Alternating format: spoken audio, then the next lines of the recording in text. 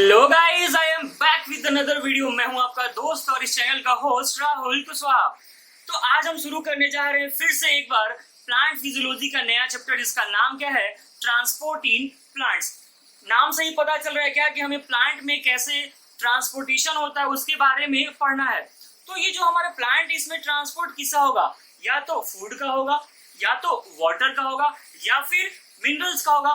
देखो यार, हम जैसे लिविंग ऑर्गेनिजम्स, हम जो ह्यूमन बींग्स हैं, हमारे अंदर क्या है, बहुत सारे सिस्टम है जो कि हर एक चीज को सर्कुलेट करते हैं। जैसे हमारे अंदर क्या है, हमारे बॉडी में सर्कुलेट करने के लिए सर्कुलेटरी सिस्टम है, लेकिन ऐसा कुछ मैकेनिज्म हमारे प्लांट्स के पास बिल्कुल भी नहीं है। तो हमारा प्लांट क्या है, कोई ना कोई तरीका यूज करता होगा अपने आप में ट्रांसपोर्टेशन करने के लिए, क्योंकि जितने भी बड़े बड़े प्लांट्स तुम देखते हो यार, उनको भी तो पानी चाहिए ही। और हमें छोटे छोटे क्लास से पढ़ते आ रहे क्या कि वाटर का ट्रांसपोर्टेशन कहाँ से कहाँ होता है, रूट से शूट की तरफ। क्या कभी तुमने सुना कि शूट से रूट की तरफ पानी जा रहा है?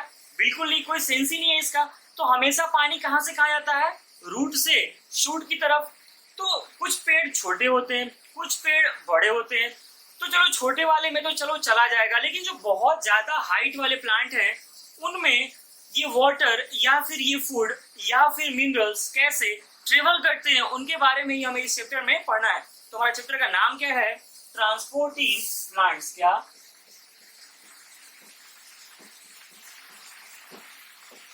Transport in plants. प्लांट्स में हमें ट्रांसपोर्टेशन के बारे में पढ़ना है। देखो यार, मैं क्या बोल रहा हूँ कि दो तरह से ट्रांसपोर्टेशन हो सकता है। क्या, एक शॉर्ट डिस्टेंस का और एक लॉन्ग डिस्टेंस का। कौन कौन सा?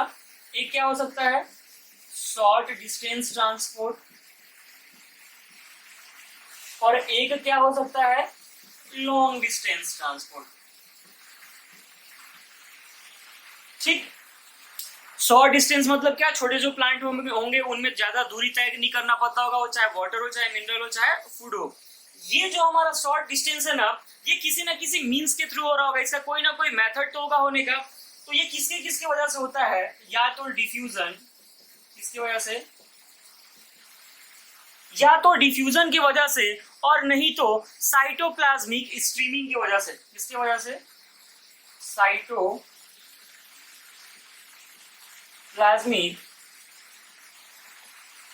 स्ट्रीमिंग। और इस साइटोप्लाज्मिक स्ट्रीमिंग को हेल्प कौन करता है, active transport streaming, supported by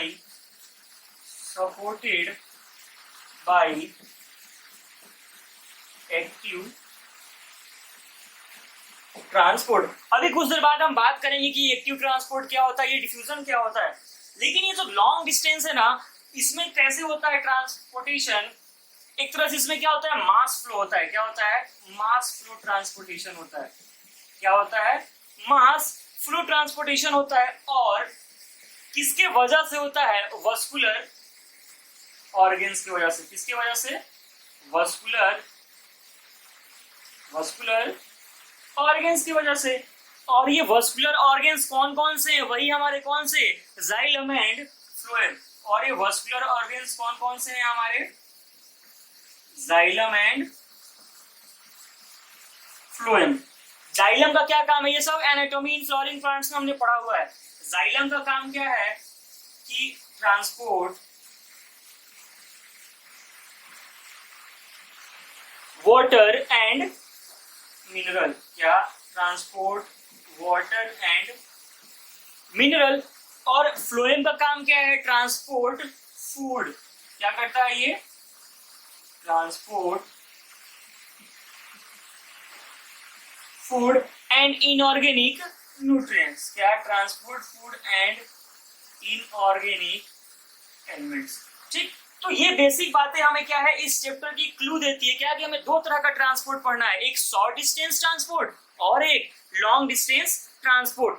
ठीक है, तो ये आप नोट करेंगे। इसके बाद हम देखते हैं क्या कि आखिर ये एक्टिव ट्रांसपोर्ट क्या होता है और एक पैसिव ट्रांसपोर्ट क्या होता है, इसको नोट करेंगे। तो यार, हम क्या बात कर रहे हैं कि जाइलम जो है वो क्या ट्रांसपोर्ट करेगा, वाटर एंड मिनरल्स, और फ्लोएम क्या ट्रांसपोर्ट करेगा, फूड। लेकिन एक बात है क्या कि रूट से शूट की तरफ जो वाटर का मूवमेंट होता है वो यूनिडायरेक्शनल होता है। क्या, कि जाइलम जो ट्रांसपोर्ट कर रहा है ना वाटर एंड मिनरल्स का, वो कैसा है, यूनिडायरेक्शनल है। कैसा है, यूनिडायरेक्शनल है। क्या कि जो रूट से जा रहा है किधर, शूट की तरफ, रूट से शूट की तरफ जा रहा है, क्या जा रहा है, वाटर एंड मिनरल। ये कैसा होता है, यूनिडायरेक्शनल होता है। कैसा, यूनिडायरेक्शनल होता है। कैसा, यूनिडायरेक्शनल। मतलब क्या है कि एक ही डायरेक्शन में फ्लो होता है, किसका, वाटर एंड मिनरल्स का। ठीक है, किधर से किधर, रूट से शूट की तरफ। लेकिन जो फूड है हमारा, जो हमारा फूड है, जहां जो कहाँ पे बनता है, लीव्स में। हमने फोटोसिंथेसिस पढ़ रखा है और फूड को हमने वहां पे बनाया था। तो वो फूड जो हमारे लीव्स में बना है, जो हमारे ग्रीन पार्ट्स में बना है, वो क्या है, पूरे बॉडी में ट्रांसपोर्ट होगा, रूट के तरफ भी जाएगा। तो क्या होगा, ये हमारा, मान लो ये लीव्स है और लीव्स में बना क्या, फूड, और ट्रांसफर कहाँ करना है इसको, रूट की तरफ। ठीक है, तो किसका ट्रांसपोर्ट होने वाला है, फूड का। फूड का तो जरूरी नहीं है यार कि फूड का ट्रांसपोर्ट बस लीफ से रूट की तरफ हो, रूट से लीफ की तरफ भी हो सकता है, क्योंकि रूट किसके अंदर है, सोइल के अंदर है। और सोइल में क्या है, बहुत सारे इनऑर्गेनिक एलिमेंट्स हैं, जिसकी जरूरत किसको है, प्लांट्स को है। तो क्या है कि फूड का और इनऑर्गेनिक एलिमेंट्स का ट्रांसफर शूट से रूट की तरफ भी हो सकता है और रूट से शूट की तरफ भी हो सकता है। दैट्स वाई हम क्या बोलते हैं कि ऑर्गेनिक और मिनरल न्यूट्रिशन का ट्रांसपोर्टेशन मल्टी डायरेक्शनल होता है। क्या होता है, food, organic, food, organic, minerals वगैरह का क्या होता है, मल्टी डायरेक्शनल होता है। क्या होता है, मल्टी डायरेक्शनल होता है। ठीक है, तो याद रहेगा यूनिडायरेक्शनल और मल्टी डायरेक्शनल के बारे में। अब बात आती है क्या यार, ट्रांसपोर्ट की, कि कितने तरह का ये ट्रांसपोर्ट होता है, कितने तरह का ये ट्रांसपोर्ट होता है। तो एक्चुअली ट्रांसपोर्ट दो तरह का होता है। कितने तरह का, दो तरह का। कौन कौन सा, एक होता है एक्टिव ट्रांसपोर्ट और दूसरा होता है पैसिव ट्रांसपोर्ट। ठीक है, देखते हैं क्या होता है, क्या बोल रहा हूं मैं। एक होता है एक्टिव ट्रांसपोर्ट,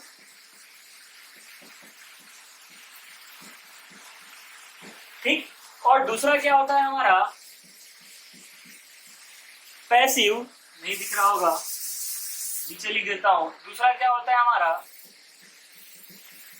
पैसिव ट्रांसपोर्ट। ठीक है, अंतर क्या है इन दोनों में, अंतर ये है कि ये जो हमारा एक्टिव ट्रांसपोर्ट है, इसमें हमें एनर्जी खर्च करना पड़ता है, और प्लांट में हम एनर्जी खर्च करना पड़ता है। एनर्जी किसके फॉर्म में हम पढ़ाई कर रहे होते हैं, एटीपी के फॉर्म में। तो ये जो हमारे एक्टिव ट्रांसपोर्ट है, इसमें क्या होगा कि यूज ऑफ एटीपी होगा। क्या होगा, ये कैसे होगा, एक्टिव ट्रांसपोर्ट कैसे होता है, with the help of ATP, या फिर हम क्या बोल सकते हैं कि एनर्जी हमें एक्सपेंड करना पड़ता है। ठीक, इसमें क्या होगा, without the use of ATP, इसमें कोई एटीपी यूज नहीं होगा, without the use of ATP. ये जो एक्टिव ट्रांसपोर्टेशन होता है ना, ये अगेंस्ट द ग्रेडियंट होता है। अगेंस्ट द ग्रेडियंट मतलब हाई लेवल से लो लेवल पे जाएगा, या फिर लो लेवल से हाई लेवल पे जाएगा। तो हाई से लो जाने को क्या है, अलोंग द ग्रेडियंट बोलते हैं, और लो से हाई जाने को क्या बोलते हैं, अगेंस्ट द ग्रेडियंट। तो इसमें ट्रांसपोर्टेशन किधर से किधर होगा, लो कंसंट्रेशन से हाई कंसंट्रेशन की तरफ, लो कंसंट्रेशन से हाई कंसंट्रेशन। इसका मतलब क्या हो गया हमारा कि अगेंस्ट द ग्रेडियंट, क्या, अगेंस्ट द ग्रेडियंट। लेकिन पैसिव ट्रांसपोर्ट में क्या होगा, हाई कंसंट्रेशन से लो कंसंट्रेशन की तरफ जाएगा, हाई कंसंट्रेशन से लो कंसंट्रेशन की तरफ जाएगा। मतलब क्या हुआ, along द ग्रेडियंट, क्या, along द ग्रेडियंट। इस पैसिव ट्रांसपोर्ट के तरह ही होता है क्या हमारा डिफ्यूजन, जिसकी आगे बात हम करने वाले हैं। और क्या होता है यार, ये जो हमारा एक्टिव ट्रांसपोर्ट है ना, ये टेम्परेचर से बहुत ज्यादा सेंसिटिव होता है। क्या होता है? टेम्परेचर से बहुत ज्यादा सेंसिटिव होता है। और ये हमारा पैसिव ट्रांसपोर्ट टेम्परेचर से सेंसिटिव नहीं होता है। ये हमारा एक्टिव ट्रांसपोर्ट टेम्परेचर से सेंसिटिव क्यों होता है? क्योंकि बहुत सारे एंजाइम्स काम करते हैं। किस लिए? अगेंस्ट द ग्रेडियंट ट्रांसपोर्ट करने में, एटीपी को बनाने में बहुत सारे एंजाइम काम करते हैं। क्या ये होता है टेम्परेचर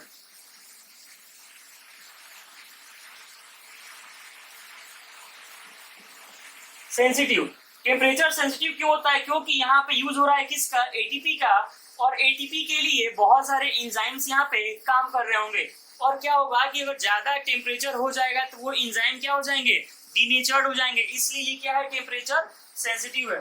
लिख देता हूँ टेम्परेचर सेंसिटिव क्यों है? क्योंकि यहाँ पे एंजाइम्स क्या है? इन्वॉल्व होते हैं। ये टेम्परेचर सेंसिटिव नहीं है। क्या टेम्परेचर सेंसिटिव नहीं है। ठीक है, तो यही है बेसिक डिफरेंस किसके इसके बीच में? एक्टिव ट्रांसपोर्ट और पैसिव ट्रांसपोर्ट के बीच में। ये क्या है यार? मीन्स ऑफ ट्रांसपोर्ट है। ये दोनों क्या है? मीन्स ऑफ ट्रांसपोर्ट है। मतलब कि कैसे कैसे ट्रांसपोर्टेशन होता है, मीन्स ऑफ ट्रांसपोर्ट। ठीक, तो नोट करेंगे इसको। तो अब हम बात करने वाले हैं कि कौन कौन सा मेथड हो सकता है ट्रांसपोर्टेशन का। आज के इस वीडियो में हम क्या बात करेंगे? डिफ्यूजन के बारे में, फैसिलिटेटेड डिफ्यूजन के बारे में, और क्या है ऑस्मोसिस भी है, लेकिन उसकी इस वीडियो में बात नहीं करेंगे क्योंकि वीडियो बहुत लंबा हो जाएगा। तो अब हम इस वीडियो में किसकी बात करेंगे? डिफ्यूजन और फैसिलिटेटेड डिफ्यूजन की।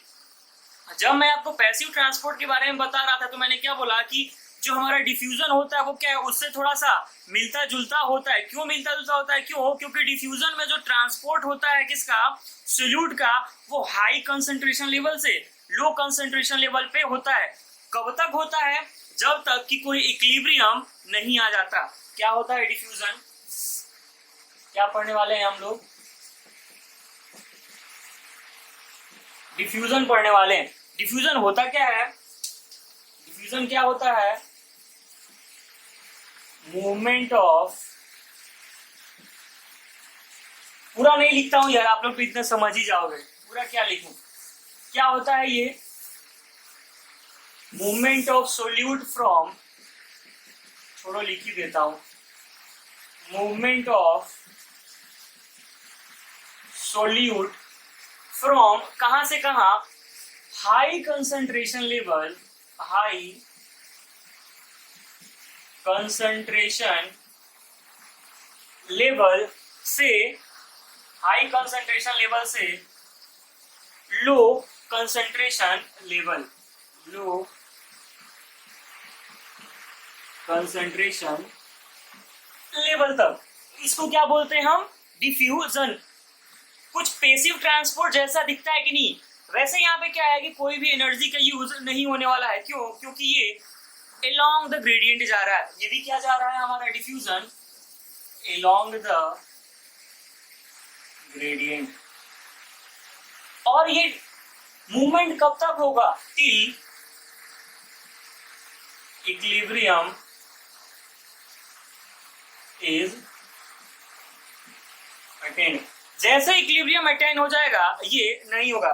जैसे मान लो समझने के लिए क्या, ये एक सेल है हमारा, ठीक, इसमें हम दो हिस्से, दो डिवाइड कर दिए। इधर कितना है हमारा? 100 मॉलिक्यूल है, और इधर हमारा कितना है? मान लेते हैं 50 मॉलिक्यूल है।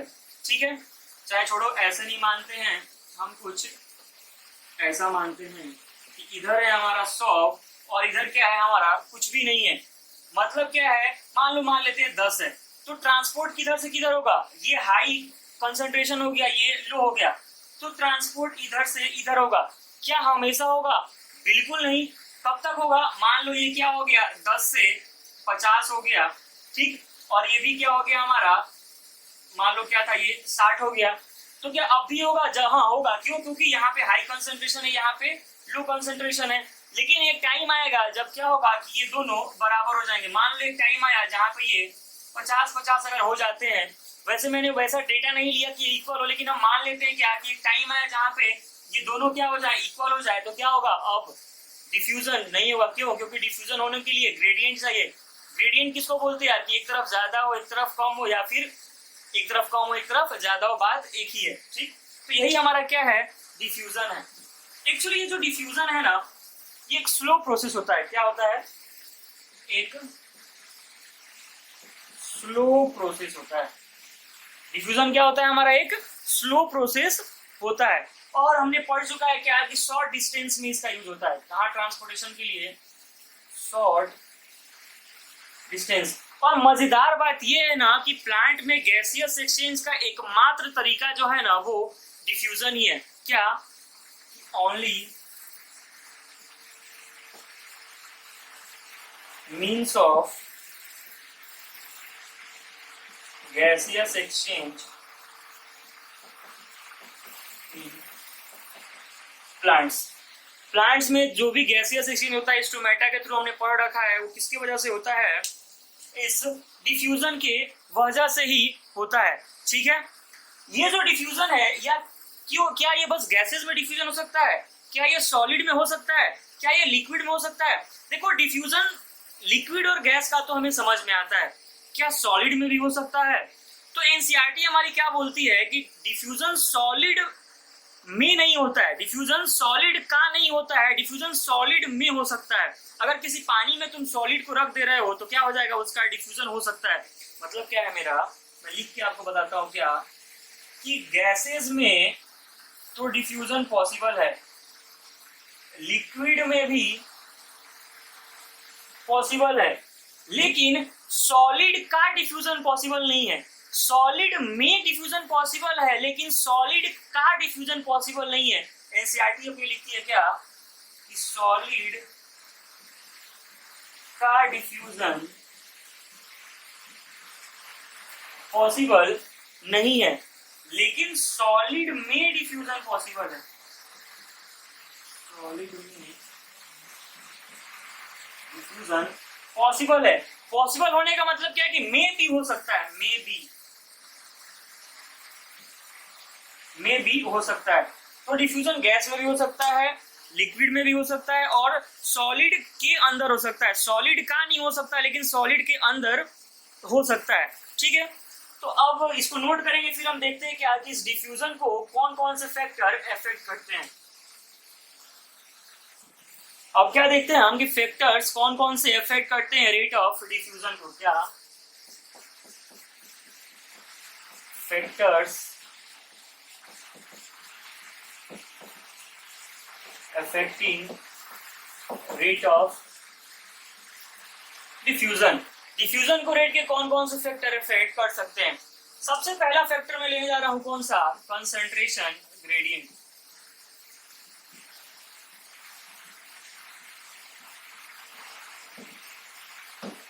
हम बात ही क्या कर रहे थे यार कि हाई कंसंट्रेशन से लो कंसंट्रेशन की तरफ क्या होता है? डिफ्यूजन। तो जब कंसंट्रेशन ग्रेडियंट ही नहीं रहेगा तो डिफ्यूजन होगा? नहीं होगा। अगर कंसंट्रेशन ग्रेडियंट नहीं होगा मतलब क्या है? कि इक्विलिब्रियम अटेन हो जाएगा। और हम डिफ्यूजन का जब डिफिनीशन ही दे रहे थे तो क्या बोल रहे थे? कि मूवमेंट होगा सोल्यूट का हाई कंसंट्रेशन से लो कंसंट्रेशन की तरफ। कब तक? जब तक कि इक्विलिब्रियम अटेन ना हो जाए। तो समझ में आया कैसे अफेक्ट करेगा कंसंट्रेशन ग्रेडियंट? कैसे अफेक्ट करेगा कि अगर if no concentration gradient, diffusion क्या होगा? नहीं होगा। दूसरा फैक्टर क्या देखते हैं यार हम? टेम्परेचर। टेम्परेचर जितना ज्यादा होगा सोल्यूट पार्टिकल्स का मूवमेंट उतना ज्यादा होगा, उतना काइनेटिक एनर्जी ज्यादा होगा। That's why rate of diffusion उतना ज्यादा होगा। टेम्परेचर ज्यादा होगा तो क्या होगा? रेट ऑफ डिफ्यूजन भी ज्यादा होगा। और देखते हैं सरफेस एरिया। सरफेस एरिया जितना ज्यादा होगा रेट ऑफ डिफ्यूजन उतना ज्यादा होगा। और क्या हो सकता है? जो लिक्विड सॉल्युबल होते हैं ना सॉल्यूट्स, लिक्विड सॉल्युबल सॉल्यूट्स, उनका रेट ऑफ डिफ्यूजन क्या होता है? बहुत ज्यादा होता है।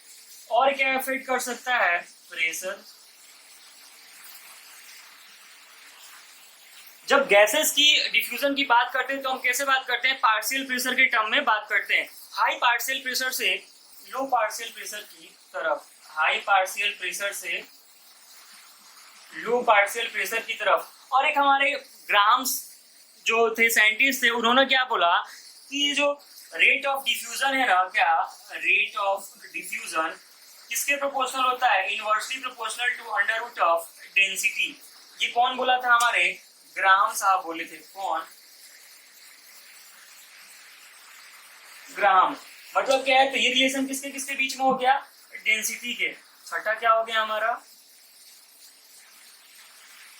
डेंसिटी हो गया। और क्या हो सकता है यार, और कुछ आपको याद आ रहा हो तो बोलो। टेम्परेचर भी हो गया, सरफेस एरिया भी हो गया, लिपिड सॉल्युबल भी हो गया।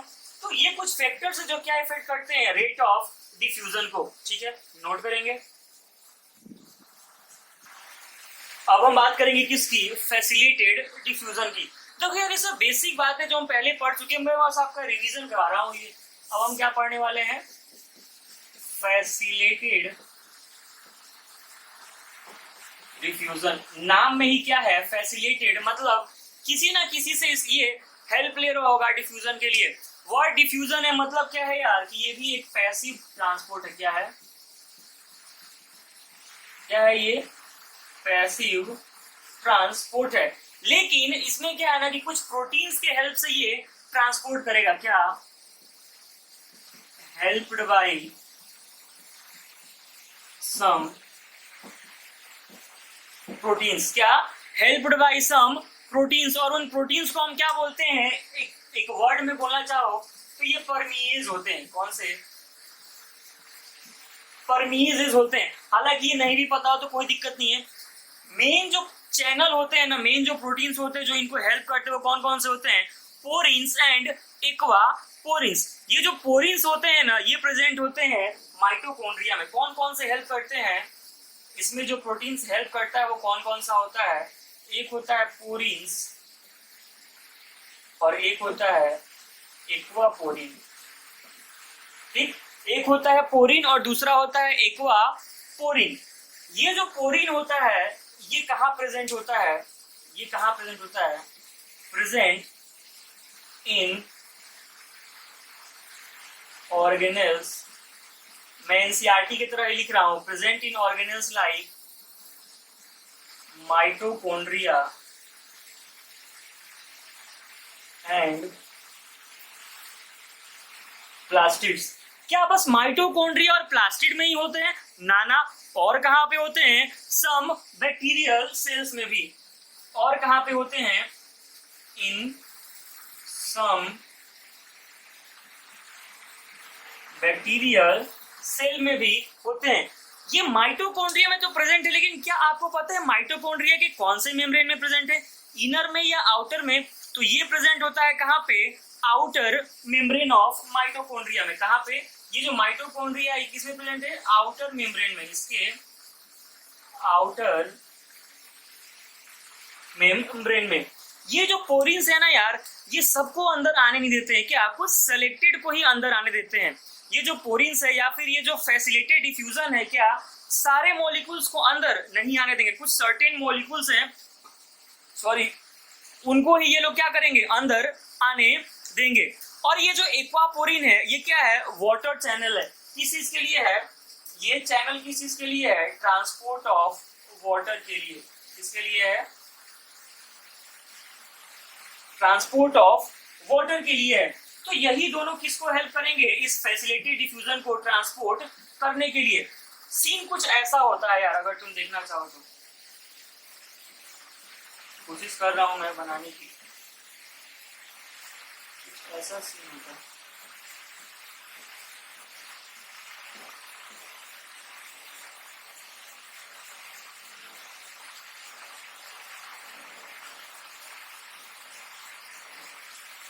डायग्राम आता नहीं है,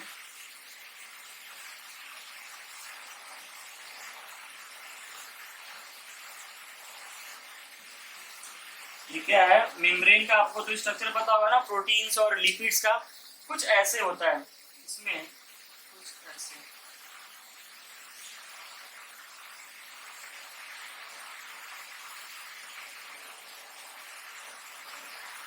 ठीक, कुछ ऐसे ये मेम्ब्रेन में ये प्रोटीन्स हैं, ठीक, इनके तरफ से क्या आता है, ये लो आ गया, ये क्या आ गया, मान लो ये वाटर का ट्रांसपोर्ट हो रहा है, तो ये क्या है, एक्वापोरिन है। फिर इसमें क्या है, पोरिन भी होते हैं, सेम ऐसे ही पोरिन भी होते हैं, ठीक। और इसमें से क्या है, मिनरल्स का ट्रांसपोर्ट होता है। यही क्या है हमारा फैसिलिटेटेड डिफ्यूजन। ये जो फैसिलिटेटेड डिफ्यूजन है ये बहुत तरह का होता है। कितने तरह का होता है, एक होता है यूनिपोर्ट, एक होता है एंटीपोर्ट और एक होता है सिम्पोर्ट। इसको आप नोट करेंगे, फिर हम देखते हैं कि एंटीपोर्ट, सिम्पोर्ट और यूनिपोर्ट क्या होता है। तो ये हमारा फैसिलिटेटेड डिफ्यूजन कितने तरह का होता है, 3 टाइप्स का। कितने तरह का, 3 टाइप्स का। कौन कौन सा, एक होता है सिम्पोर्ट, एक होता है एंटीपोर्ट और एक होता है यूनिपोर्ट। यही वो 3 तरह के हैं। और कौन कौन सा क्या होता है, सिम्पोर्ट में क्या होता है कि movement of more than 1 molecule in same direction, ठीक, एक ही डायरेक्शन में एक से ज्यादा मॉलिक्यूल्स का मूवमेंट। जैसे ये मान लो कोई प्रोटीन है, ठीक, ये कोई प्रोटीन है और इधर से क्या है, दोनों का सेम मूवमेंट हो रहा है, इधर मूवमेंट हो रहा है और एक और पार्टिकल है उसका मूवमेंट इधर हो रहा है। तो ये क्या हो गया हमारे सिम्पोर्ट। एंटीपोर्ट क्या हो गया हमारा कि मूवमेंट कैसे हो जाएगा, अपोजिट डायरेक्शन में। कहां पे, अपोजिट डायरेक्शन में।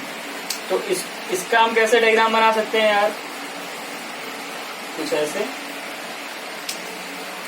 एक इधर से इधर आएगा और दूसरा इधर जाएगा, अपोजिट डायरेक्शन में हो रहा है। और यूनिपोर्ट में क्या है, वर्ड यूनि मतलब क्या होता है, एक, तो क्या होगा, movement of only 1 molecule, only movement of only 1 molecule। और इसका डायग्राम बनाओगे तो कैसे आएगा, कुछ ऐसा, ये कोई प्रोटीन और उसके तरफ से क्या है, ऐसे मूवमेंट हो रहा है। जरूरी नहीं है कि ऐसे ही हो, ऐसे भी हो सकता है, लेकिन एक ही का ट्रांसपोर्ट एक बार में होगा। तो ये थी कुछ बातें किसकी, डिफ्यूजन और फैसिलिटेटेड डिफ्यूजन की, ठीक है। इस वीडियो में इतना ही, मिलेंगे अगले वीडियो में हम ऑस्मोसिस के साथ। तब तक के लिए कोई डाउट हो कमेंट सेक्शन में जाए, #AskBiome पे डाउट पूछे, ठीक है। अच्छे से पढ़े, stay home, stay safe, all the best.